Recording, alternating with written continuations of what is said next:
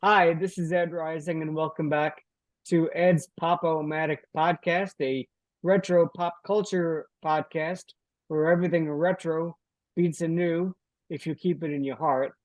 And today we're going to do something that's a little bit different from what we have been doing over the last few months.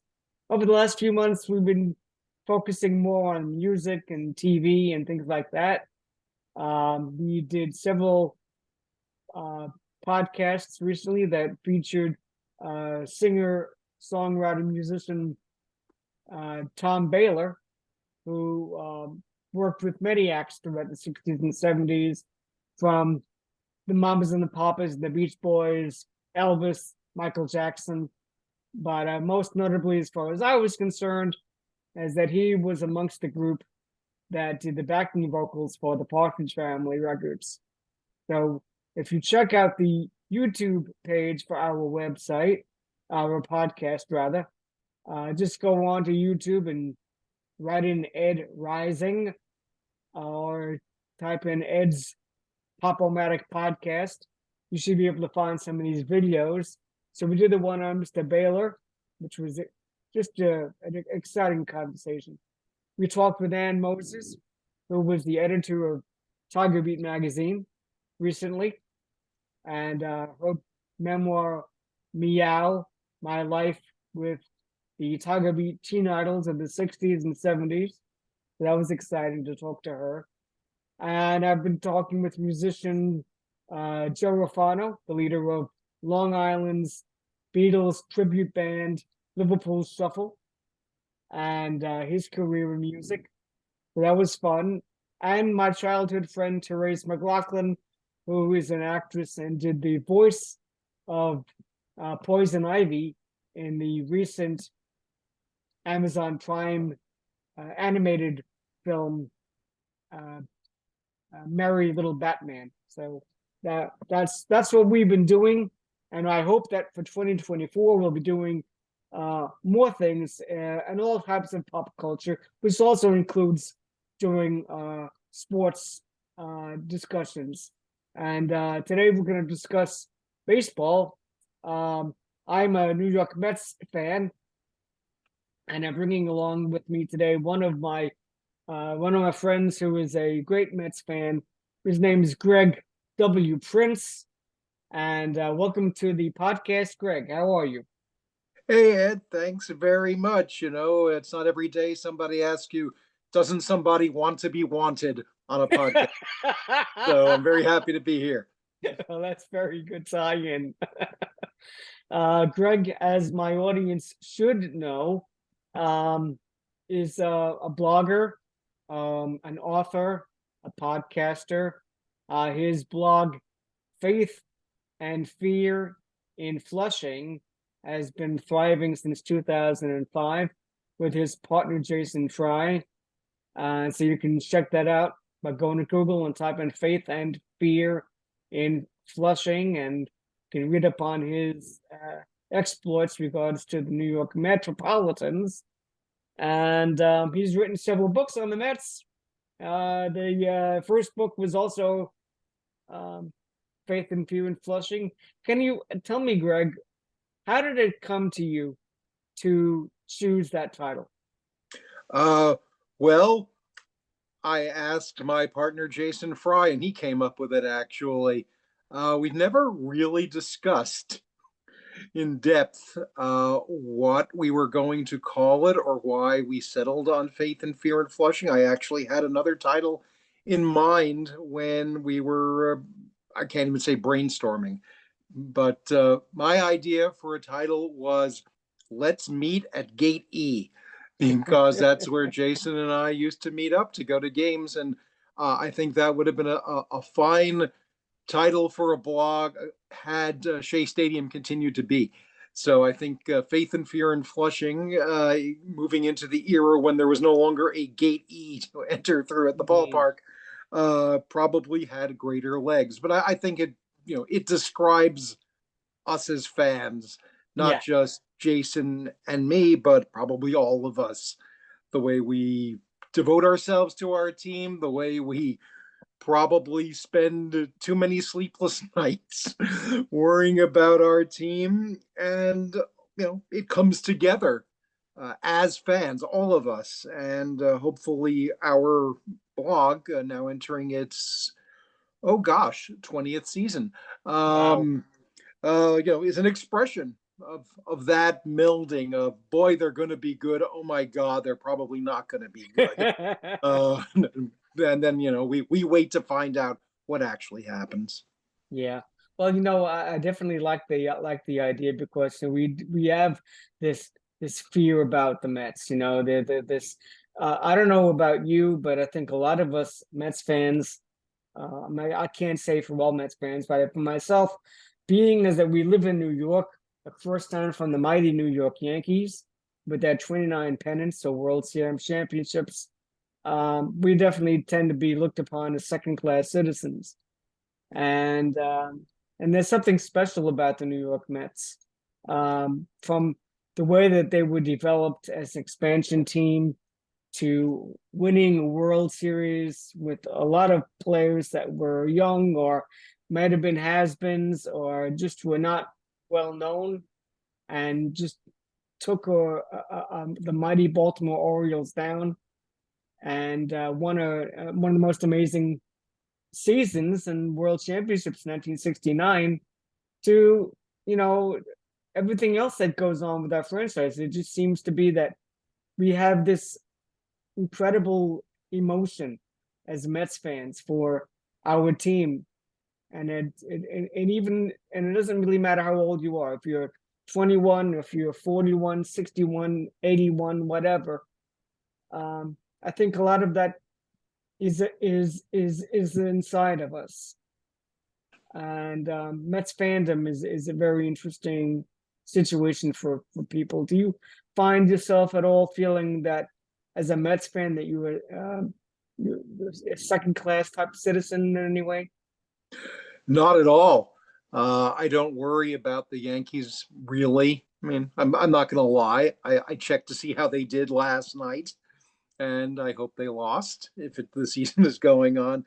But I think one of the things that's happened in, if you want to call it the blogging era, certainly from my perspective, is the building out of a community through these media that weren't around when we were growing up, Yeah. and even well into, depending on one's age. In our case, I think we're more or less the same age, probably into our early 40s. 20 or so years ago, where we were dependent on talk radio and the newspapers, and maybe the local TV sports guy to kind of show us what was going on. And that framing that you mentioned was prevalent. I think once I got into doing this and the other things that have flowed from it, and not just me, but just in the age of social media Yeah. and podcasting and everything else, we are free and we are able to sort of craft our own reality. And again, I don't think any Mets fan is going to go around saying we're the greatest team in the world when we're nowhere near it, because that's not really what being a fan is about. Being a fan is about being honest with yourself, but that's ourselves. Anybody wants to come along and tell us we're not good enough, you better be a Mets fan to say that to us. You have to, because you have to have that great love for that team, that devotion, that regardless as to whether somebody says, well, this team is, your players aren't as good as other teams, or this or that, or the Yankees or this, or the Red Sox or that, and the Mets are over here and they're not doing so well. It doesn't really matter to me as a Mets fan. I love my team regardless. And I have great affection and love for all the players and the people that have come through the organization through the years. And one of the things I wanted to bring out about you and your writing, particularly in the in the Faith and Fear and Flushing blog, is that you have a tremendous talent of being able to write about players that were, even they played small roles with the Mets. They had a moment, or they had maybe a great season, or they had uh, very very small moments in time, but they are remembered through your work, through your blog. And when I do read your blog, I find myself amazing to read about Shinjo, or to read about Mark Bomback, or to read about somebody from back in the day, from the 70s, and then all of a sudden right back into the 2020s or something like that. And I just have to say I admire the way that you're able to weave all of this together. Well, I appreciate that, Ed. Um, I'm somewhat blessed with a granular memory and a voracious curiosity. So throw in the internet on top of that and the ability to do a little extra research to support what I think I remember, find out if it really happened the way I thought it did, Yeah, and kind of bring back to life what certainly since 1969, when I came along as a fan, uh, bring back what I was feeling and try to express that and try to make it as relatable as possible for anybody who either lived through it themselves and hasn't thought about it lately, or maybe they didn't. Either they just were doing other things growing up, yeah, or they weren't born yet. I do have a tendency to think, wow, I was 6 years old in 1969, ergo, everybody was 6 years old in 1969, experienced the Mets the same way. There are Mets fans who've been around since the very beginning, and I envy them. And I'm always kind of trying to do my homework to, as best as I can, understand what the Mets were beyond just their record and a few well worn anecdotes in yeah, 1962. And I, have never stopped being a Mets fan. So not just 69 and not just 86, but all the years in between, the years building up to the second world championship, the years coming down from the first world championship and the second pennant of 1973.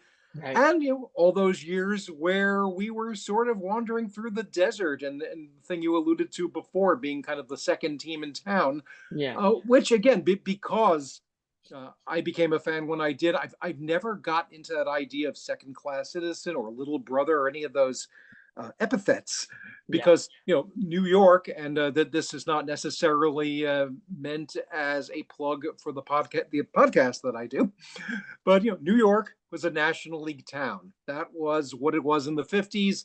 The Giants and Dodgers leave the hole that was left behind. It wasn't just let's just get an expansion team in here and hope somebody watches them. It was no, we need National League Baseball. There was a great yeah, tradition to build on, and I think that's why the Mets had a running start, at least as an entity, if not as a competitive team. And in my heart of hearts, I still believe that DNA is there, and I think it's in all of us. Uh, Whenever we came on the scene, um, I certainly felt it in 2015. The last time a New York team was in the World Series, by the way. Let's be clear: the last pennant to fly in New York was raised by the New York Mets. Not that that was all that recent, but the other team you mentioned hasn't been in the World Series even longer. But I just think again that sense of community that I talked about, that online feeling of we don't have to be told what to think about our team. yeah, Uh, I think that basis was there from the very beginning, that this was going to be something special. Again, it hasn't always been special on the field, but we like to believe as fans that the players are doing their best, and the least I can do is try to remember them, try to remember them well, as they I were. think you do. I think you do a hell of a job with that, Well, and it's thanks. also a matter of storytelling. I think that you've got a really good way of being able to take these some of these stories, like you were saying, about trying to remember when things happened and remembering it the way that it was, or maybe you've adjusted that in some way, or maybe you've tried to find it to be exactly as it was. But there's storytelling. There was a couple of ones that were recent about some seasons that didn't go so well, and you write about various years, and going to see Bob Hope. At the same time, there was some I forget the name, some major event with the Mets, and you had to go see Bob Hope before you went to the Mets game, or just the fact that you always would focus on getting back to that Mets game. That's listening to that on radio or wherever. It just shows how strong, even as a young person, how important it was to you to have that connection with the Mets. Well, the Mets are always the backbeat of my life, I suppose. Uh, Whether in season or out of season, the fact that we're sitting here in January talking about the Mets is good proof of the latter, I suppose. Yeah. The thing you mentioned, I had decided as a treat for myself on my birthday at the end of December, I was going to do a thing on the blog about counting down. I love countdowns, grew up on Casey Kasem, all that sort of thing. Um, Countdown my least favorite season to my most favorite season, but I want to just do a list. So I wanted to figure out a way to say something I hadn't said in 19 years of blogging. And at the bottom of the list, a bunch of years, and I didn't want to just sit here and just beat myself up or beat the Mets up and remind everybody how bad the Mets were in such and such a year. So I looked for something, tried to find one anecdote that I don't think I had brought out before, Yeah. that would say this was what was going on and this was not a bad day, even if it was a bad season. Bob Hope. It's just so funny to hear it, even though I know, yes, I wrote it like a week ago. Bob Hope played one show in Nassau County. I know he only played one show in Nassau County because I went through the newspaper archives. And unless he came back after 1977. The season in question was 1977. By some strange circumstance, I was invited to see Bob Hope play Nassau Coliseum, which is not something most 14-year-olds are excited to go do. I was perfectly happy to do it, except, the Mets were playing. It was in May. So I just remember coming home from that show and, oh, the Mets won tonight. Dave Kingman hit a home run. John Matlack threw a shutout. Lenny Randle was new to the team, and he hit a home run. And again, this was the bottom of my list of favorite seasons that I've experienced. Yeah. Why? Because 1977 is the year they trade Tom Seaver, Right. the year they fall into last place, and yeah, the year the Yankees win the World Series for the first time since I had been alive. Right. So I had to deal with all of that, as we all did. And but what can I say? That was, gee, it was still fun to be a Mets fan somehow. Absolutely. So weaving in that stuff about where the Mets were in May of '77, because Seaver was asking to be traded, Kingman was asking to be traded, Matlack was suddenly asking to be traded, and as I do my research, there are things I didn't remember Matlack going on the record with that week, but that was part of it. But again, the thing that stays with me is coming home, turning on the TV, seeing Conyers Corner is on, and finding out the Mets won, and saying, "Wow, they can still win a game now and then." It was that bad a year. Well, So this 1977 team is also strange for me because, again, I'm being a big Seaver fan and how upset I was when those trades were made that year and just the way the team was just falling apart. But I remember that I gotten tickets through my brother was in Cub Scouts, I believe, and they had gotten tickets for a Mets game, and so I was joining with them, and so we got on the bus, and I was trying to be optimistic. I was like so angry, so like. As I had like two signs with me, and they were very small size. I think they were like the size of a shoebox, if I remember correctly. And one was, Seaver should not have been traded or something like that. And welcome to the team, Doug Flynn and Steve Henderson and whoever else was involved in that trade. well, that's the Yes, beautiful thing, you that know, as much as people like you and me missed Seaver, again, my idol to this day, still my favorite player. yeah, We welcomed Doug Flynn, and we welcomed Steve Henderson and Pat yeah, Zachary, and when he yeah, got the call, Dan Norman. yeah, Never took it out on those guys, even if the four of them together don't equal one Tom Seaver. no, And we if not, I can't say fell in love because we were already in love with our team, but we convinced ourselves that those teams after Seaver and after Kingman, after Matlack, and the last of those guys who were around in the early '70s, they left, and we were stuck with a team losing more than 90 games and finishing last. And you couldn't have told us any different to not root for the Mets, no. because it's who we were, and we stuck it out, and we lived with the notion that someday this is going to get better. And we found And new heroes. We found Lee yes, Mazzilli and John Stearns and Craig Swan and people like that. And to be honest with you, it bothers me that these guys, for one reason or another, their careers just were not able to extend long enough. It would have really done. I always felt good that Mazzilli was part of the '86 Mets, and I would have loved it if somehow or other John Stearns was able to be the backup catcher, and if Swanee could have been in the rotation, whether it was for the full year or just a part of the year to get that ring. You know, it would have meant a lot to, because those guys in particular, I think, were the stars of the Mets and during that very dark era. Yeah, I mean, Swan got a little taste of it. He came up in '73 during the pennant drive, and Stearns was at least on a pretty decent team in '75 and called back from the minors in '76. But yeah, most of their career, as well as Mazzilli, was spent on just those god awful teams that they Yeah. occasionally rose above. And Stearns's career ended early because of injuries, and Yeah. Swan basically the same thing. Yeah.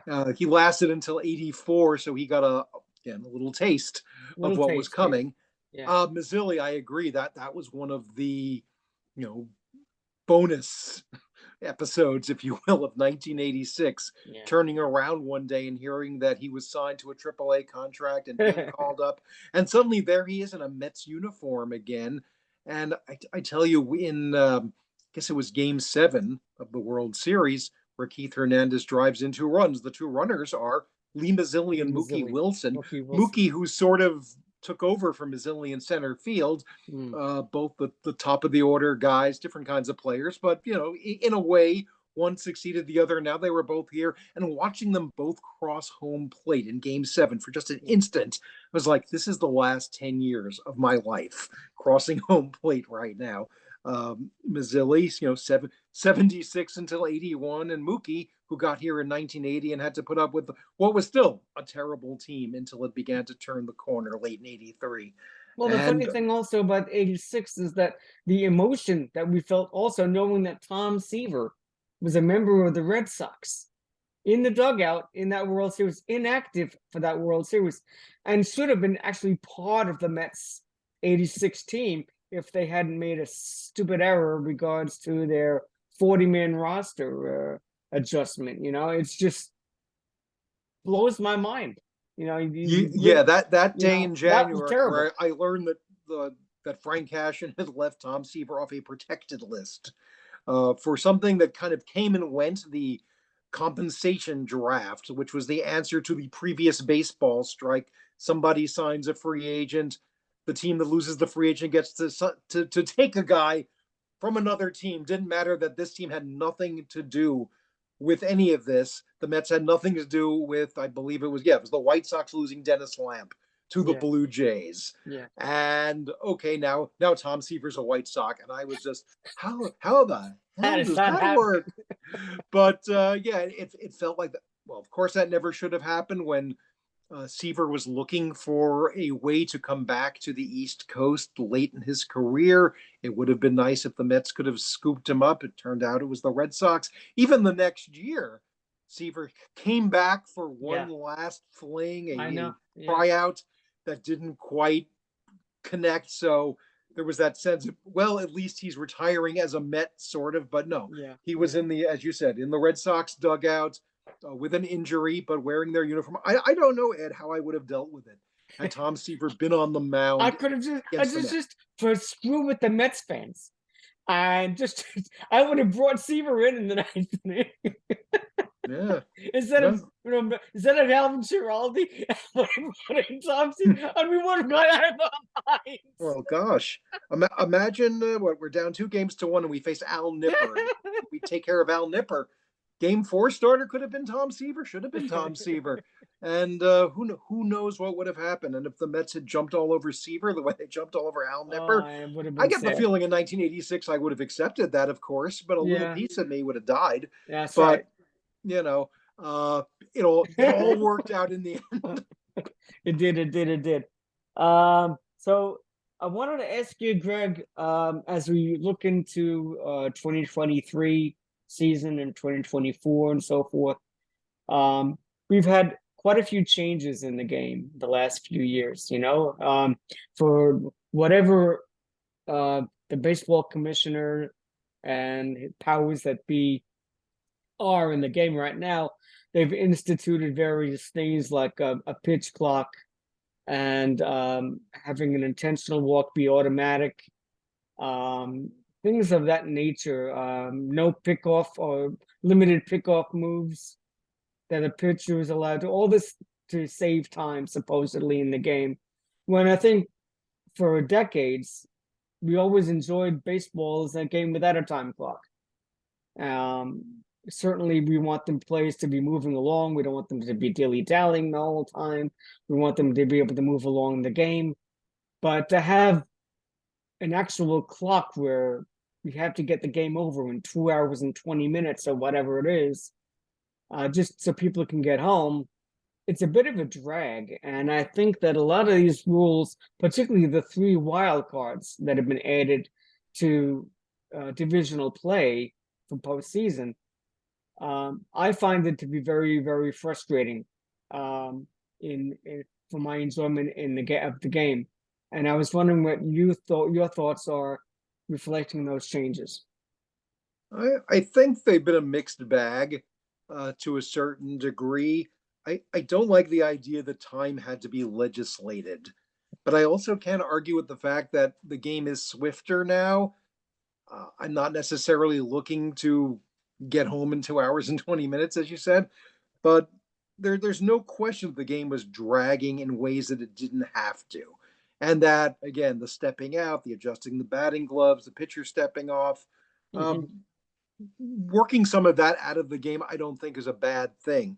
Uh, Messing with the idea that it is a timeless game, messing with the idea that you go to the ballpark or you put the game on TV or radio and you just kind of sit back and take it in and enjoy it. And the announcers can tell stories without worrying that in 20 seconds they're going to have to call a pitch. I don't think that's great for the rhythm of the game. So I'm curious to see as they continue to fine tune this, how it comes out. Again, this seemed to have won, this aspect of it seemed to have won rave reviews last year. And listen, a 3 hour, 50-minute, 9 inning game, you get one a year, you say, hey, that was strange. But you start to get those several Too times a often, week, it's it can be a hassle, drag. right? So I understand why they Right. did it. The one rule I probably have that you cannot change my mind about at all is the extra inning runner on second rule. That is just unnatural. Yeah. Uh, where was this epidemic of 20 inning games that this seems to have been set out to solve? I had a hard time taking seriously any extra inning game since they instituted this rule in 2020, thinking that, yeah, it was an exciting finish, it was a walk off, whatever. But yeah, but there was a runner on second. That's not the same as actually driving a building a run and driving it in. I mean, yeah, both teams have it. It's sort of like college football. Each team starts at the 25 in Mm-hmm. overtime. I understand it, but I just don't like it. It's just you think of Mets baseball, and whether we're talking about the 16 inning game in Houston in the 86 playoffs, whether you're talking about legends like the 23 inning 7 hour game in 1964 where Willie Mays plays shortstop for the Giants and the Mets turn a triple play, and it's the second game of a doubleheader. And as Ed Kranepool loves to remind people, because he had played in a doubleheader the day before in the Yeah. minor leagues, he comes up, he plays in 32 innings that day. If it lasts half an hour longer, he's playing in June as well as May because it was May 31st. Yeah.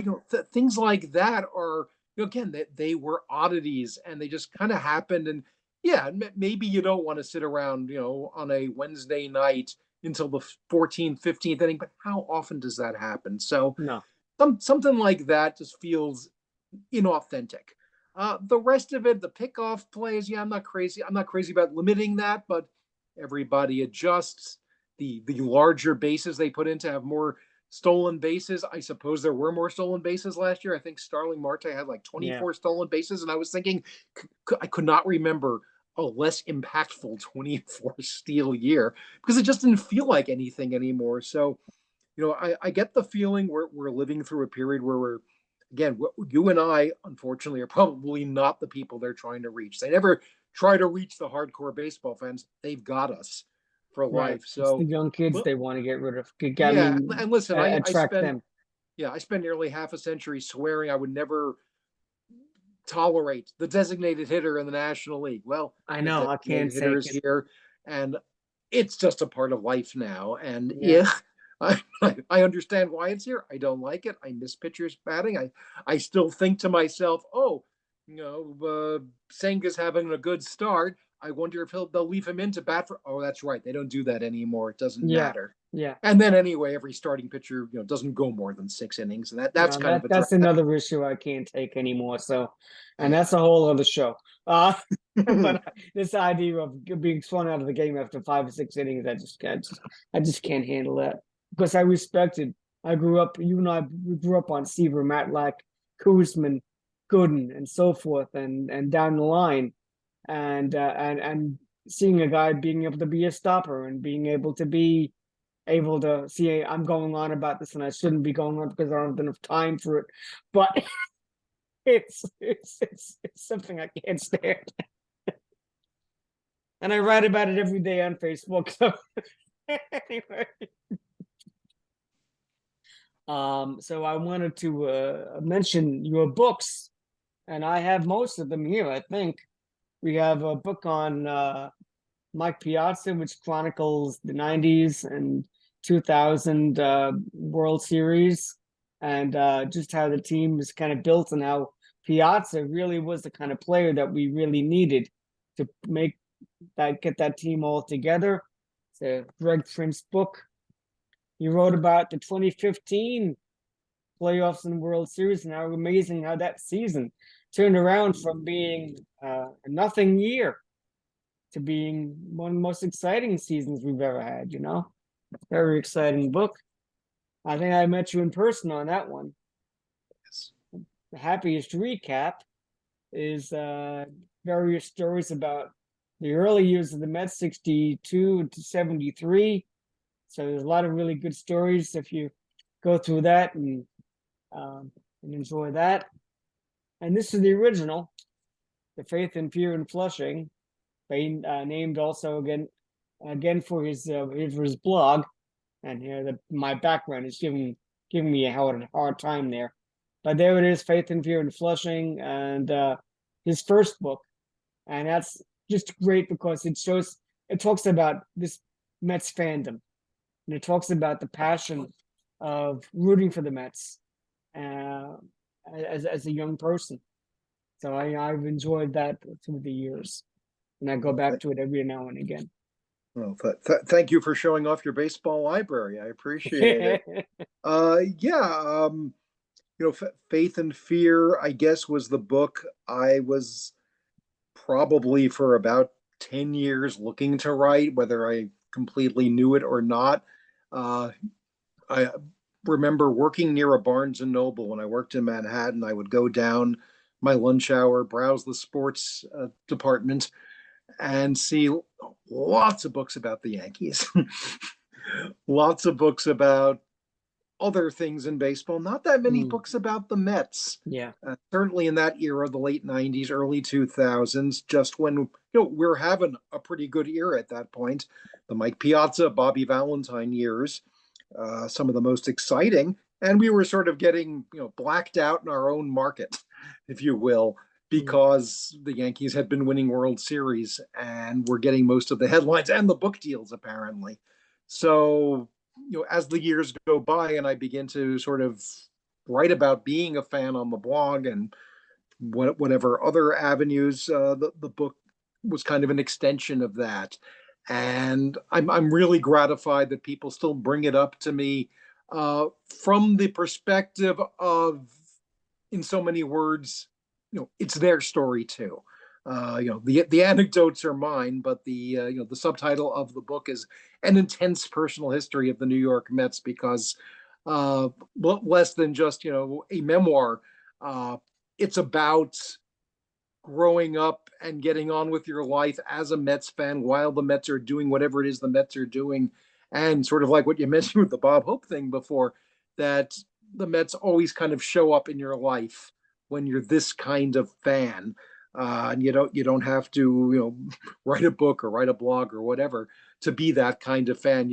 And I think before this era of being able to express yourself and share it with others, unless you were, unless you had a book deal, unless you wrote for a magazine or a newspaper or had a talk show somewhere, you don't know all those years, except for talking to your friends, maybe, that you're not the only one who's like this. Yeah. And as it turns out, we're all like this in some way. We all have our own story, but there are certain commonalities. And I'm glad to know that the book Faith and Fear in Flushing perhaps captured some of that for people. Yeah, it's just it's great that when you have that kind of experience to be able to connect with so many fans and realize that so many of us have a similar type of background with the Mets. And what I wanted to ask you, Greg, is that you know you've managed to make a career almost by accident as an author, and so forth. And did you think about being a writer as a young person, or was that a career in mind you had in mind? I think writing was one of those things I just did because I had to do it for school. And it wasn't until about ninth grade, I had a really good English teacher who kind of changed my focus from, oh, here's a thing I had to write for class and it got an okay grade, to you're a writer. And I began to think of myself that way, more in the nonfiction sense. And I guess this, even though the Mets are stranger than fiction sometimes, I pursued journalism. That's what Yeah, I studied in college. That's where I made my living, and various aspects of communications is still how I do it outside of baseball for the most part. But when you realize that you're able to tell a story about something you care about, it's just so rewarding to be able to put it out there and to connect with people. yeah, And whether you're doing it through the written word or the spoken word, uh, it's just very gratifying. So the Mets are, again, that they are, I suppose, my canvas. Uh, I don't think, even though there are times that, especially minus 2022, recent years haven't been that great, and 2022 didn't end that greatly, but they always do serve, again, the backbeat, the backdrop, whatever metaphor you choose. They are kind of what keeps me going in a lot of ways. mm, Hopefully, other things in my life as well. But when you kind of have this relationship with something you love, whether it's a team or a sport or anything else that really engages your interest, uh, it's great to be able to find a way to express it and to share it. And I think that's what writing about the Mets is for me. cool. You know, and talking about having a canvas that you enjoy being a part of, there are a lot of different things, and that's the great thing about pop culture, because we have sports, we have music, we have games, we have uh television, movies, and so forth. And so I was kind of wondering, is there other areas that you tend to explore, like in music or movies or things like that, like that, that you are a particularly strong fan of? Well, if you read the blog regularly enough, you see I do work certain things in on a recurring basis. Yeah. Uh, Huge fan of Mad Men when it was on the air and even afterwards. So, and it was very nice that Mad Men took place in New York in the 1960s. So there Yes. was a good excuse to work Mad Men into a blog about the Mets. But really, anything that I love, I will work into a blog about the Mets. Music I is, always liked the idea that I think his name was Price, as the British, oh yes, Lane Price. Lane Price, when the Sterling Cooper company was merged with the British company, he came in to be sort of the beekeeper, and he fell in love with being a Mets fan, and that was a very fun part of his story. In fact, somewhere behind me, if I'm showing it correctly, That's the Lane, not the one from the show, but a replica of the same one Lane Similar Price one, had in his yes. office. Uh, Somebody was nice enough to give that to me a few many years ago now. Music's a huge part of my life. More than once a year, you'll find headlines that are basically song titles and references throughout. Um, just left alone to my own devices.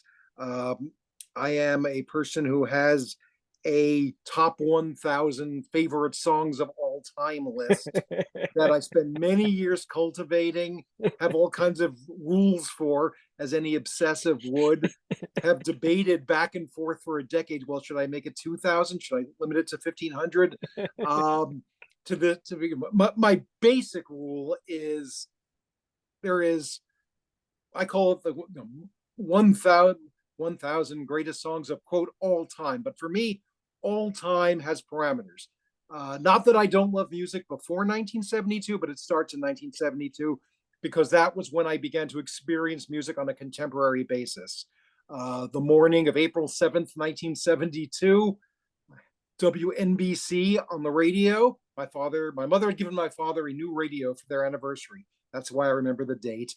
And playing on Imus in the morning, he was playing a song where the guy was going, "Bye bye, Miss American Pie, drove my Chevy to the levee and the levee was dry." And that became my favorite song, and it's still my favorite song. A la Tom Seaver is still my favorite Met. And I take the era out to 1999, end of the century, because I had to stop somewhere, pretty much. And I was noticing by the late 90s, I wasn't quite as contemporary as I had been growing up and had maintained. Right. But I mentioned before countdowns. One of the signal moments of my life, not just for music, but just as the way I interpret things.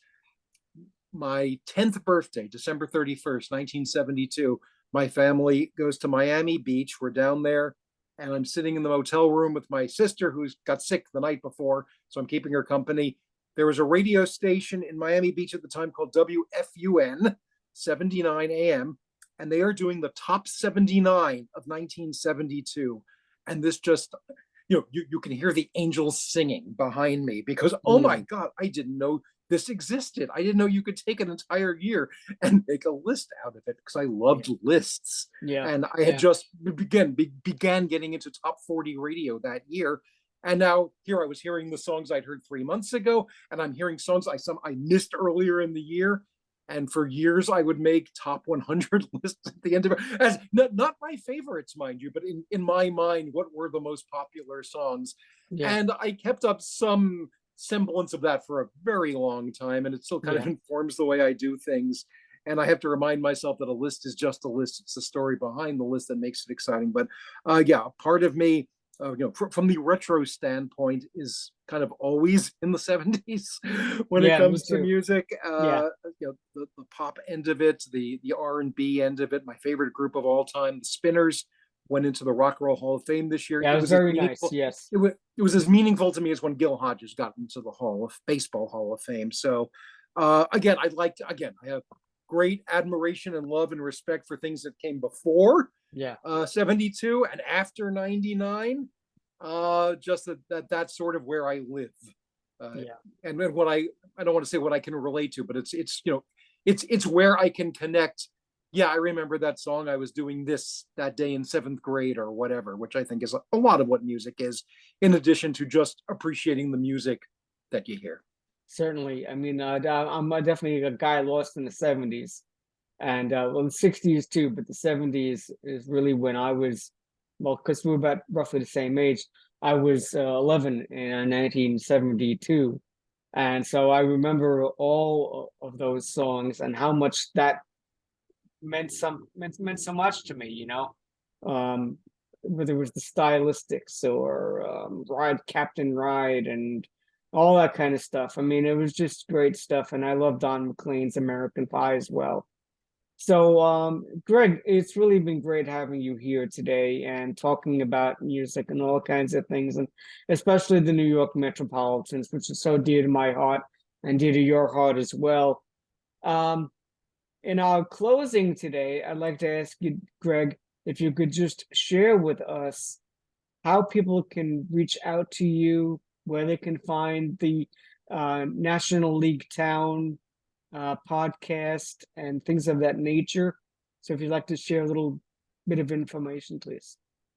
Sure. Best way to find me, I guess, if you're on Twitter/X at Greg_Prince. I'm on Facebook, Greg Prince. Faithandfearinflushing.com. If you read the desktop version of that, there's an email address if you're really looking to find me. The podcast, National League Town, I do with my friend Jeff Heisen, on a bit of a hiatus at the moment, but there's a nice library of about 100 episodes you can enjoy. The great thing about those is they're not necessarily dependent on what the Mets were doing that week. So you'll hear, during 2023, for example, did a lot of, let's go back 60 years and talk about 1963, 73, 83, and so on, straight up to I tried to do a retrospective of 2023 with literally 3 weeks of perspective to it because I felt I owed 2023 that much after doing all the other 3 years. But that's available on all your podcast platforms. And again, that podcast, the idea behind it was to, celebration of Mets fandom as well as Mets history and what we call Mets life. Yeah. Like I said, Faith and Fear continues on on February 16th. It will begin its 20th spring training, hopefully in the best shape of our lives, as they say, when you're going to spring training. And the books that you were kind enough to mention, those are available via Amazon and other outlets. Hopefully there'll be other books to come. I Yeah, I have really several. hope so. I'd love to see Yeah, you write some more, something new. Yeah. yeah, I have. I'm very to paraphrase something that somebody told Don Draper in Mad Men. You only love it when you're at the beginning of something. So I have a lot of ideas, a lot of things that start, and I need to follow through and make those things happen.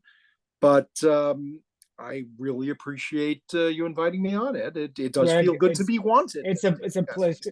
It's a real pleasure to have you on. And for my audience, I met Greg several years ago at one of the book signings, and so it's just a delight to have you here. Uh, for those of you who follow the podcast, you know where you are following it from, but you can go to Spotify, iHeart. You can go to various different platforms where you can hear the hear the podcast, or you can go to YouTube and you can type in Ed Rising, EDRISING, or Ed's Pop-O-Matic podcast, and you can see all these videos that I mentioned earlier. And hopefully, check me out Facebook. Send me a message or whatever. But I'm really appreciative of everybody's listening and watching and your attention. And I'm hoping that 2024 will be a banner year, not only for the podcast, but most importantly, for the New York Metropolitans. Woohoo! So, Greg and everybody, thank you so much and have a wonderful day. Happy New Year to everyone. And let's go Mets.